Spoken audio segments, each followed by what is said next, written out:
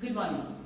Yes, children, in our previous video, we started the chapter Control and Coordination, and we saw how our body, how our brain, or how it controls and coordinates different parts of our body.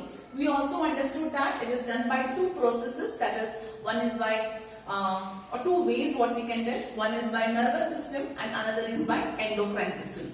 In brief, we just saw what is nervous system. It consists of brain and spinal cord. We also classified further. And what is endocrine system? That is a chemical messenger system. So, and which are the different glands which will secrete those hormones. Yes, that we will go in detail later. Then we understood what is a definition of a nervous system. So, which are the organs involved in nervous system and how our sense organ play a vital role in nervous system. We also understood that nervous system is made up of, or it consists of, nervous tissues and muscular tissues. Now, what are nervous tissues? Nervous tissues are the membrane, or it is a network of membrane known as nerve cells. Those nerve cells are nothing but neuron. So, what is a neuron? So, neuron is a nerve cell, or it is a functional unit of a nervous system. Now, as we say, the fundamental unit, cell, is the structural and functional unit of a living organism, right? Similarly, or we say even nephron is a functional unit of a kidney. Neuron is a functional unit of a nervous system. It is a cell. Neuron is a cell, okay? But what you can say is it is the longest cell. How and what? We will understand that. This is the structure of neuron. You all have to practice the diagram of neuron. See, it is very simple. Different books will give you different pictures to draw, different images kind of thing. Quite simple. See, this is what I have drawn, but still I'll just show you how easily this can be done. Always first start with the nucleus, and once you start with the nucleus, start drawing C.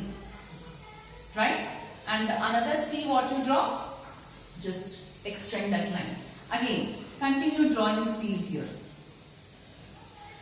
And the last C what you draw, this will extend, right? Then just start giving networks to it. You can make a small network, you can make a long network, just kind of thing.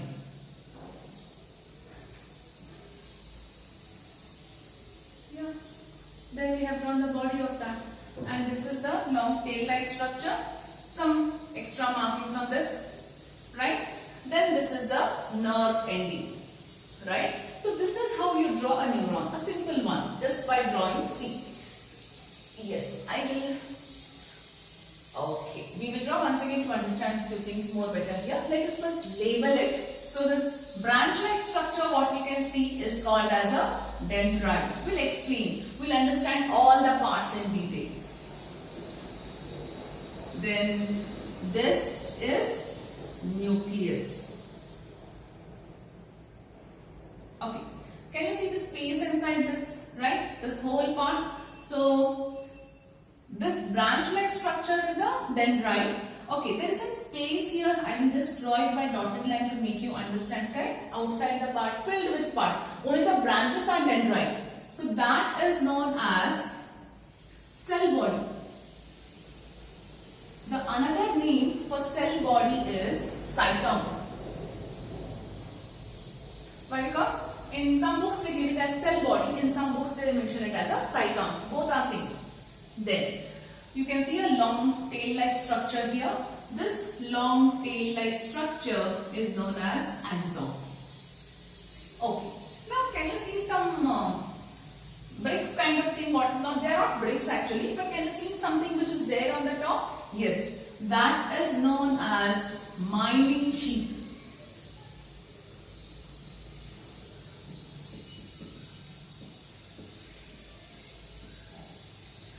Okay, I have left some space between these two myelin sheath everywhere what you have seen.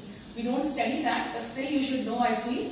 Those space-like structure between the myelin sheath are called as nodes of Ranvier. I'll mention it here. Okay. Nodes of Ranvier. Okay. Now the end part of this. This is nothing called as the end part.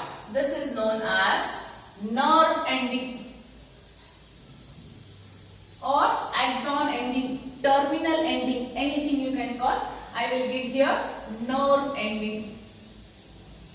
Yes. So the nerve ending, can you see some button-like structures what I have drawn, right? Those are nothing but, there are some, these are actually nerve ending. I'm sorry, not this. These are actually nerve ending. This button-like things what you see are nerve endings actually. What are there in nerve endings? We'll study that. Let me not mention that now. So, ending of one neuron.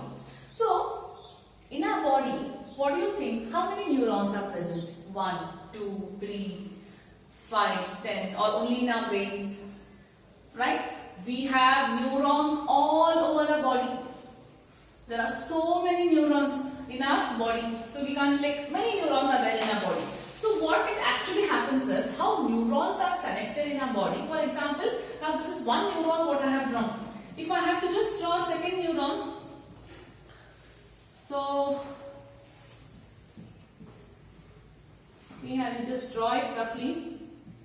So this is one neuron and this is a nerve ending. What will happen? This neuron is again connected with another neuron.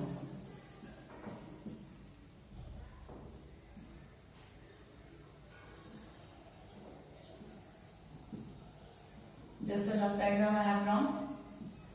Again, this will have a nerve ending. Again here, second neuron will come. This will continue throughout the body. They are connected.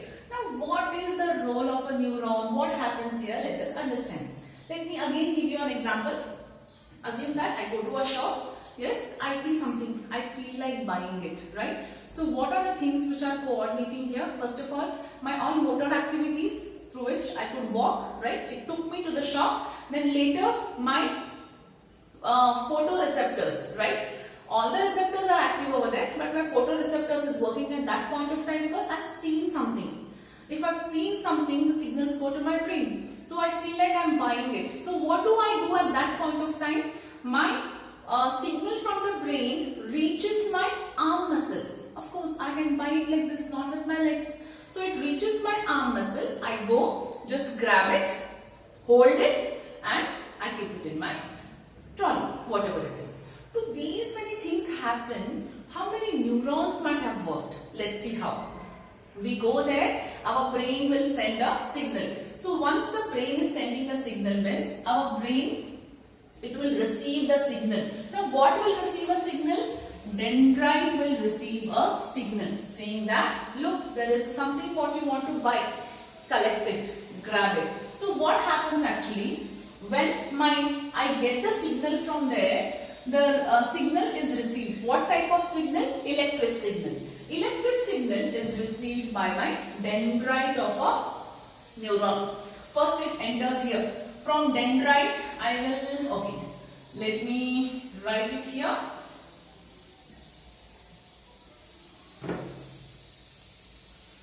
Let me just write it here. It enters first dendrite. From dendrite, where it is entering? It is entering the cell body. What electric signals are transferring? Cell body. From cell body, where it is going? It is going to nucleus. From nucleus, where it travels? It travels through the axon. From axon, where it travels to the nerve ending. I will write NE. Right?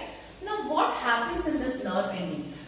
Just assume that in cartoons or in movies, if you have seen, there is just an electric current flowing in a wire. Okay, assume if you have seen that, how electric current sometimes during a short circuit or spark or something, how like a straight line electric current is flowing. What happens in that electric current? It travels, comes to one end point. This end point, as I have told you, nerve endings, there are bulbs or there are buttons like structure. What are they? In the nerve endings, there are some neurotransmitters. Now, what are these neurotransmitters?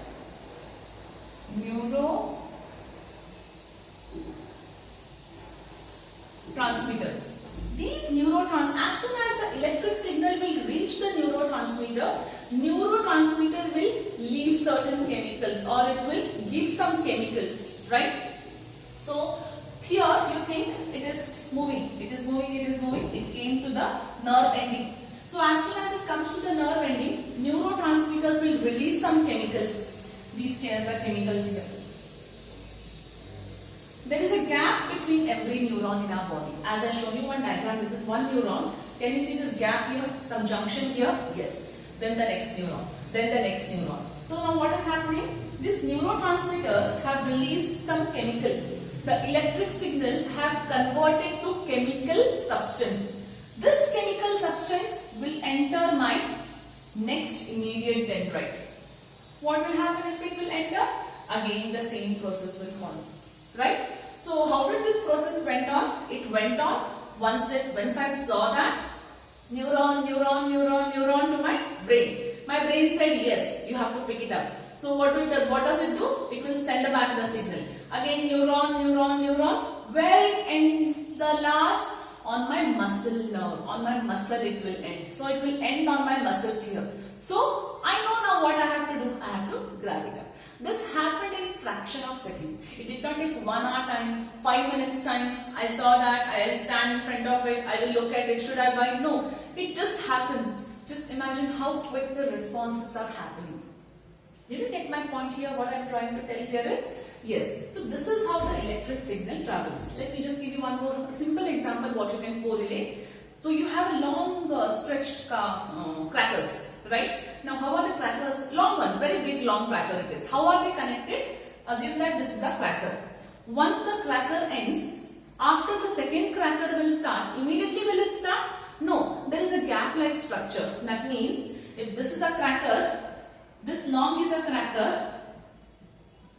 Before the second cracker will start, one small thread-like connection is there. Then the next cracker will start. Right? Diwali time now you just burst up the long crackers. So what will happen when you just put a fire here to this cracker, this end? This will first start burning. First one, second one, third one. Yes. After here what happens? It will continue through this line. Right? But here it is a line. But between a neuron there is no line. There is no connection. But the electric signals which is traveling from a dendrite to axon of a neuron reaches the nerve ending where the neurotransmitters will release some chemicals. That chemicals will enter the next neuron or the next dendrite of a neuron.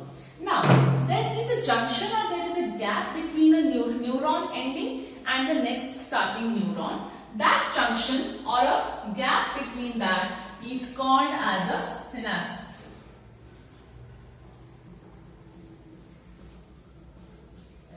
Let me just check whether I am told. Yes. That gap is known as a synapse.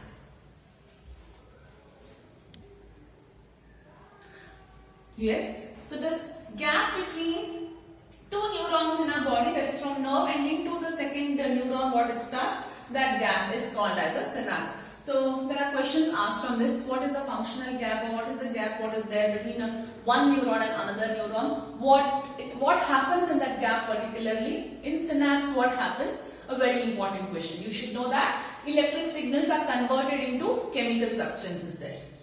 Okay. Now as I told, axon is the longest part of the neuron. Then we also told that there is something called as, yes, what are these? Myelin sheath. Now the word itself will tell you sheath. It's nothing but sheath. Sheath is what? Covering. So what does myelin sheath do? Myelin sheath will act as an insulator, or what you can say. I'm sorry. So that when the electric signals are passing in the axon of a neuron, the electric signal should move easily. That should not break down anywhere. That should move correctly, reach the nerve ending. It acts as an insulator, sheath. I think for your syllabus, this much is enough. We don't have any information or we need not study anything about nodes of Ranvier. Now again, if I have to tell you, this is the only basic things what we understand, what we understood about neuron, not the complete depth here. To your syllabus, what we require, we only do that. Again, we can have one whole hour session or a complete session of neuron, how it actually functions and works. There are many things. But what we have to understand as a syllabus point of view, we will go with that. Okay, so this is the structure of neuron. What are the parts? nucleus, dendrite, cell body. What are each function? Dendrite will receive the electric impulse, right? Then it moves to the cell body, from cell body to nucleus, nucleus to axon, and from there to the nerve ending. Nerve ending have neurotransmitters, where the electric signals are converted to the chemical substance, which or neurotransmitters release certain chemical substances which helps in entering the next neuron. So till where this neuron thing will carry on? It will carry on till it reaches the muscles. Yeah, children, a small correction here. So we said that the electric signals are moving here. It reaches the nerve ending, right? These nerve ending have some chemicals. When these electric signals are converted to the chemical substance, the chemical substance are released. As I showed you here, these chemical substances are released here in this gap. These chemical substances are known as neurotransmitters, right? Neurotransmitters. And the gap between nerve ending of, or the gap between two neurons here is called as a synapse. And wherever the neuron will end, where it has to reach the terminal point, that terminal point is known as a muscular junction. Now it had to end on my fingers here. So that is a muscular junction where it had to end. I have to kick a football. So it has to end on my leg muscles or toe muscles there. So that is my muscular junction. Wherever the neuron ends, where the end point of a neuron, the work is done over there. So that is a muscular junction, or we also call that as a neuromuscular junction. So this is all about the structural and functional unit of a nervous system, that is neuron. Diagram is very important. All the parts. You need to just mention what is a dendrite, what is a cell body or a cyton. Nodes of Ranvier not required. Myelin sheath, then nerve ending. So nerve endings and the synapse where it converts, right? Electric signals to chemical signals, chemical substance. So in tomorrow's class we will study what is reflex arc and what is reflex action. In simple words, if I have to tell you, it all depends upon the stimulus. What is exactly stimulus? Based on that, how do we define reflex arc and how do we define reflex action? So any doubt in today's class, you can call on the same day of the video set. Thank you.